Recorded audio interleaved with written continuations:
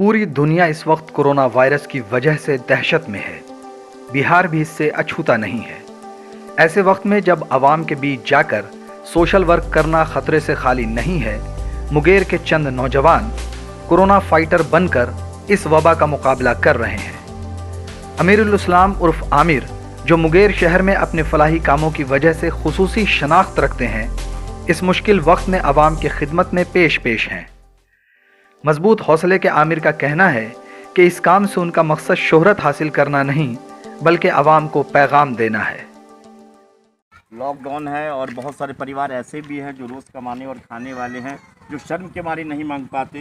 तो शुजावलपुर के जो हमारे नौजवान हैं, नौशाद भाई और तौसीफ भाई, सब लोगों के सौजन्य से वैसे लोगों को चिन्हित किया गया है जो शर्म के मारे नहीं मांग पाते। तो मैं उन तक राशन पहुंचाने का काम करूँ और अच्छे शक्ल में राशन है, 10 दिन तक आराम से एक परिवार खाएगा। तो आप लोगों का से भी रिक्वेस्ट है, इस वीडियो का जो मकसद दिखावा पब्लिसिटी नहीं है, बस लॉकडाउन का पालन करें और आप लोग भी अपने स्तर से लोगों को सहयोग करें।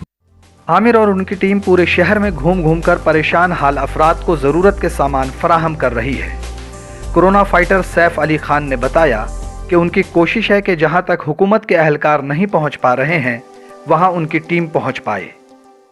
मैं तो यही कहना चाहता हूं कि जो मतलब कि जहां तक खाना नहीं पहुंच रहा है, जहां तक मतलब कि जो गरीब है, जिनको कोई चीज़ काम नहीं है, जिनको कोई चीज़ ये नहीं है, तो मतलब पहुंच नहीं रहा सरकार के द्वारा या कोई चीज़ के द्वारा, तो वहां तक हम लोग सोच रहे हैं कि पहुंच जाए।